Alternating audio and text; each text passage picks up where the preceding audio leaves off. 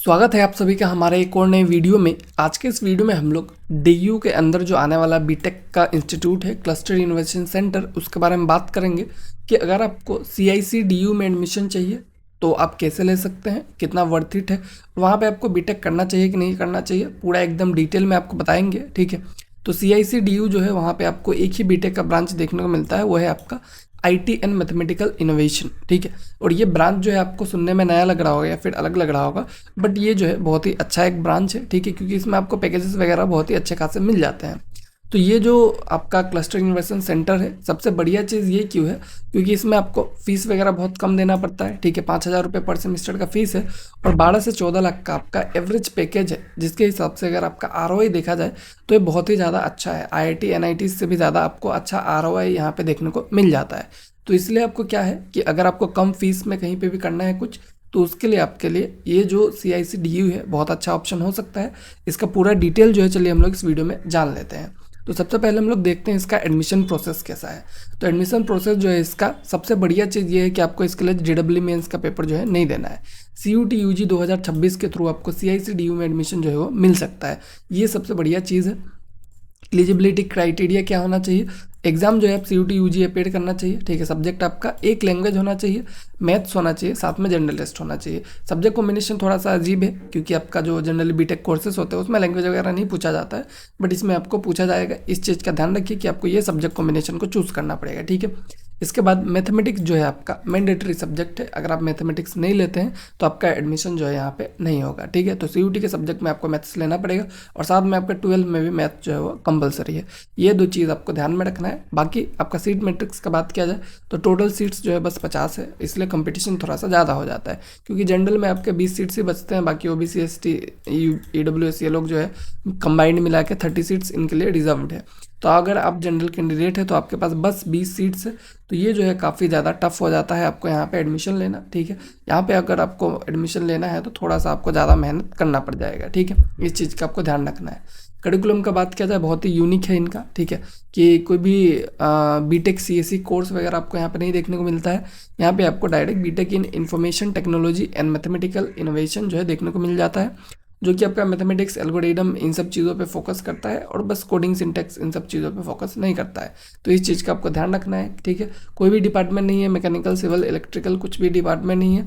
एक ही single batch है और एक ही सिंगल स्ट्रीम है। ठीक है, 50 स्टूडेंट रहेंगे एक बैच में और वो सिंगल स्ट्रीम फॉलो करेंगे, वो है आपका ये मैथमेटिकल इनोवेशन वाला। ठीक है, उसका प्रोजेक्ट बेस्ड लर्निंग देखने को मिलता है। ठीक है, 40% of credit come from hands on project each semester. ठीक है, तो जो लर्निंग प्रोसेस है तो आपका प्रोजेक्ट बेस्ड है। ठीक है, आपका 60% ही आपका जो रिटन एग्जाम से उससे आएगा, बट 40% जो है आपका प्रोजेक्ट बेस्ड से है। तो ये थोड़ा सा अच्छा है क्योंकि यहाँ पे आपको प्रैक्टिकल एप्लीकेशन जो है देखने को मिल जाएगा और ये बहुत ही अच्छा आपको जॉब ऑफर्स वगैरह में बहुत काम आने वाला है। फीस स्ट्रक्चर और आरओआई का बात करें, जो कि इसका सबसे बड़ा हाईलाइट है इस पूरे इंस्टीट्यूट का। ठीक है, तो ये जो सबसे अच्छा चीज़ इसमें यही है कि आपका जो फीस स्ट्रक्चर है काफ़ी अच्छा है इसका। ठीक है, ट्यूशन फीस का बात किया जाए आपका 5,000 पर सेमेस्टर और एग्जाम और अदर फीस मिला देंगे तो 2,000 और पकड़ लीजिए। ठीक है, तो इस हिसाब से देखा जाए 6,000 पर सेमेस्टर आता है। टोटल 4 ईयर में आपको ज़्यादा से ज़्यादा 40 से 50,000 रुपये एज ए फीस जो है पे करना है। और यहाँ पे हाईएस्ट पैकेज आपका 26 एलपीए तक भी लगा है और एवरेज तो 10-12 लाख का पैकेज यहाँ पे लग ही जाता है। तो इस हिसाब से देखा जाए तो जितना फीस आप पे कर रहे हैं 5-6 हज़ार, उसके हिसाब से आपका जो पैकेजेस है वो काफ़ी शानदार है। ठीक है, तो आरओआई के बेसिस पे अगर आप कहीं पे जाना चाहते हैं तो ये आपके लिए बहुत ही बेस्ट ऑप्शन जो है वो हो सकता है। ठीक है, उसके बाद कुछ प्रॉब्लम्स भी है। ठीक है, तो सबसे बड़ा जो प्रॉब्लम लोग फेस करते हैं यहाँ पे वो है हॉस्टल्स का प्रॉब्लम। ठीक है, कोई डेडिकेटेड हॉस्टल जो है सीआईसी के लिए नहीं बनाया गया है। ठीक है, सीआईसी का कोई भी खुद का हॉस्टल नहीं है। स्टूडेंट को अगर हॉस्टल में रहना है तो उसका जो डीयू का सेंट्रल हॉस्टल्स है, ठीक है, दिल्ली यूनिवर्सिटी के जो हॉस्टल्स है उन्हीं में अप्लाई करना पड़ेगा और अवेलेबिलिटी जो है बहुत ज़्यादा कम होता है। ठीक है, कि मतलब कि कोई भी एक 50 का बेच गया उसमें से 2-3 स्टूडेंट को ही हॉस्टल मिलेगा सीआईसी में। ठीक है, तो ये थोड़ा सा दिक्कत का चीज़ है। आप फीस भले ही कम दे रहे हैं बट आपको हॉस्टल मिलेगा नहीं, तो आपको क्या करना पड़ेगा, रहने खाने का जो खर्च है वो थोड़ा सा आपका ज़्यादा हो जाता है डीयू जैसे महंगे जगह पे, तो वहाँ पे आपको थोड़ा सा कॉम्प्रोमाइज़ करना पड़ेगा। ठीक है, अगर आप हॉस्टल नहीं मिलता है आपको, मान लीजिए वैसे भी 2-3 लोग को मिल रहा है तो आपको समझ लीजिए कि आपको नहीं मिल रहा है। ठीक है, तो अल्टरनेटिव आपके पास क्या बच जाता है, पीजी बच जाएगा, फिर रेंट बच जाएगा।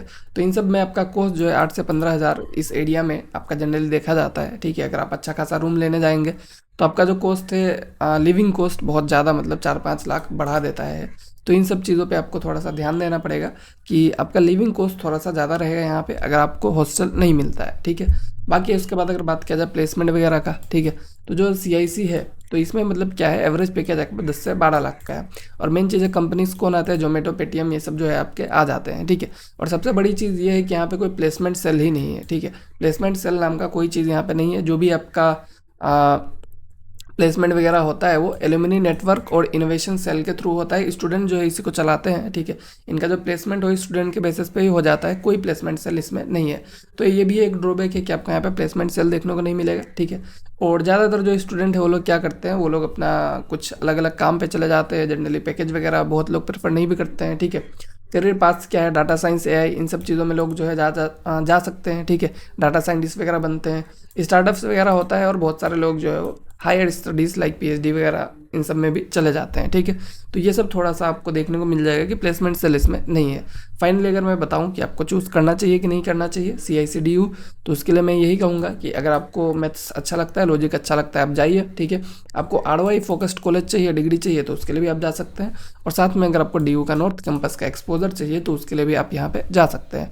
बट अगर आपको एक ट्रेडिशनल कैंपस लाइफ चाहिए, अच्छा एक कैंपस लाइफ चाहिए IIT NIT की तरह, तो उस तरह से आपको यहाँ पे नहीं मिलने वाला है, ठीक है।